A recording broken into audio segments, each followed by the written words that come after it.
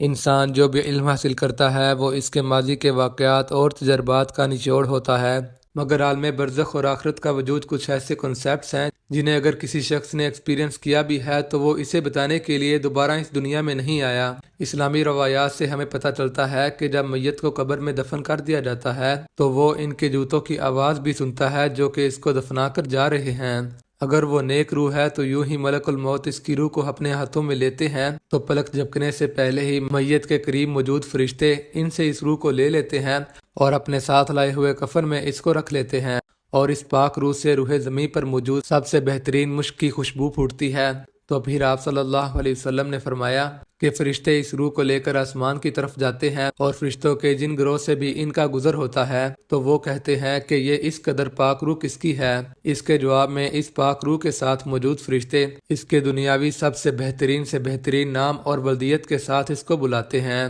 تو یہ فرشتے اس روح کو اپنے ساتھ لے کر آسمان کی طرف سفر کرتے ہیں تو آسمان کے سبھی دروازے اس پاک روح کے لیے فوراً سے کھول دیے جاتے ہیں، اور یوں ساتوں آسمانوں تک اس کی روح پہنچتی ہے جب تک کہ اللہ تعالیٰ کا یہ حکم آ جائے کہ میرے اس نیک بندے کے نامہ اعمال کو علیین کے اندر لکھ دو، جو کہ جنت میں نیک لوگوں کے اعمال لکھنے کی بہت بڑی کتاب ہے جس کے پاس نیک فرشتے ہر وقت حاضر رہتے ہیں۔ اس کے بعد اللہ پاک فرماتے ہیں کہ اس روح کو زمین پر واپس کر دو، اس لیے کہ ان کے ساتھ ہمارا یہ وعدہ ہے کہ ہم نے انہیں اسی زمین سے پیدا کیا اور اسی زمین میں واپس لٹائیں گے، اور پھر قیامت کے روز ان کو اسی زمین سے دوبارہ اٹھائیں گے۔ اسی لیے اس روح کو فرشتے اس کے جسم میں دوبارہ واپس چھوڑ کر آتے ہیں۔ آپ صلی اللہ علیہ وسلم نے فرمایا کہ جب کافر کے اس دنیا کو چھوڑ کر آخرت کی طرف جانے کا وقت آتا ہے تو اس کے پاس آسمان سے کالی شکل کے اور ڈراؤنی شکل کے فرشتے آتے ہیں، اور ان کے پاس جہنم کا ڈانٹ ہوتا ہے، اور وہ میت کے قریب بیٹھ جاتے ہیں، اور اس کے بعد اس کے پاس ملک الموت آتا ہے اور کافر کے سرہانے بیٹھ کر کہتا ہے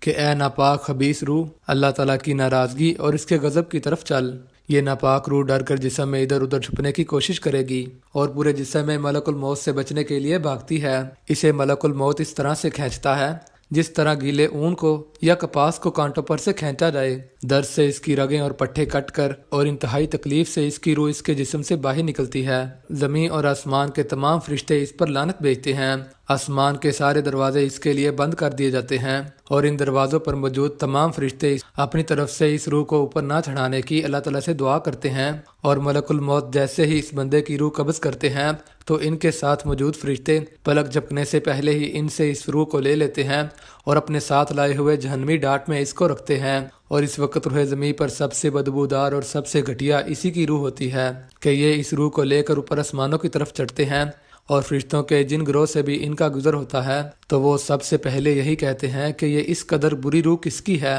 تو اس کے جواب میں یہ فرشتے سب سے بدترین نام سے اور اس کی ولدیت سے اسے بلاتے ہیں جس سے لوگ اسے دنیا میں جانتے تھے، یہاں تک کہ یہ فرشتے اس کی روح کو لے کر پہلے آسمان تک پہنچ جاتے ہیں اور آسمان کا دروازہ کھلوانا چاہتے ہیں، لیکن یہ دروازہ ان کے لیے نہیں کھلتا۔ پھر اللہ کے رسول پاک صلی اللہ علیہ وسلم نے اس آیت کریمہ کی تلاوت کی کہ ان کے لیے نہ تو آسمان کے دروازے کھولے جائیں گے اور نہ ہی ان کو جنت میں داخل کیا جائے گا، حتیٰ کہ ایک اونٹ سوئی کے ناکے میں داخل ہو جائے۔ اور اس وقت اللہ تعالیٰ کا ارشاد ہوتا ہے کہ میرے اس بندے کا نامہ اعمال زمین کی نچلی تہہ میں موجود سجین کے اندر لکھ دو، جہاں پر جہنمی لوگوں کے نام لکھے جاتے ہیں۔ اور اس کے بعد اللہ تعالیٰ کا یہ حکم ہوتا ہے کہ اس روح کو زمین پر واپس کر دو، کیوں نہ کہ میرا ان سے وعدہ ہے کہ میں نے انہیں اسی زمین سے پیدا کیا اور پھر اسی زمین سے ان کو قیامت کے دن دوبارہ زندہ کروں گا، لہٰذا اس کی روح زمین پر جھٹک کر پھینک دی جاتی ہے اور جو اس کے جسم میں جا کر گرتی ہے، جسے بیان کرتے ہوئے اللہ کے رسول پاک صلی اللہ علیہ وسلم نے اس آیت کریمہ کی تلاوت کی کہ جس شخص نے اللہ کے ساتھ کسی کو شریک ٹھہرایا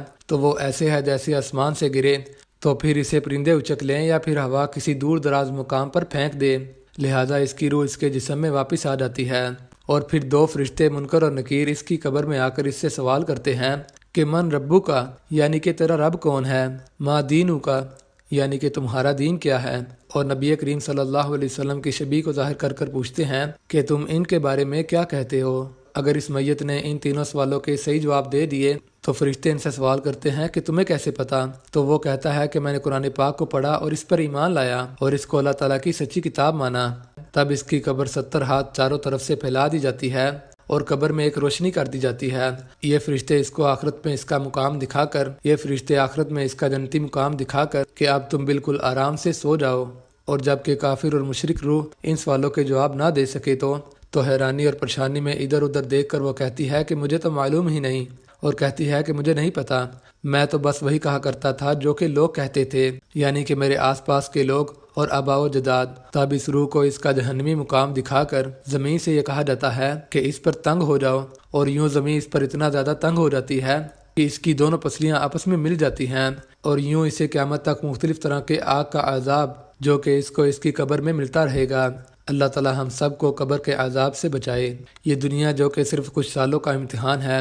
اللہ تعالیٰ نے صرف کھیل و تماشے کے لیے نہیں بنائی بلکہ ہمارے امتحان کے لیے بنائی ہے، جہاں ہم اس کی رنگینیوں میں کھو کر ملک الموت یا پھر زندگی کے مقصد کو ہی بلا چکے ہیں۔ آج آپ خود سے یہ سوال کریں کہ کیا آپ اسی لمحے اللہ تعالیٰ کے حضور پیش ہونے کے لیے اور موت کے لیے تیار ہیں؟ اس دنیا کی عارضی اور کچھ سالوں کی زندگی کے بدلے میں ہمارے لیے آخرت میں ہمیشہ ہمیشہ کی اچھی زندگی ہے، جو کہ آگ کے بستر پر یا پھولوں پر۔ یہ فیصلہ ہم نے خود کرنا ہے۔ اللہ تعالیٰ ہمیں سمجھنے کی اور عمل کرنے کی توفیق عطا فرمائے۔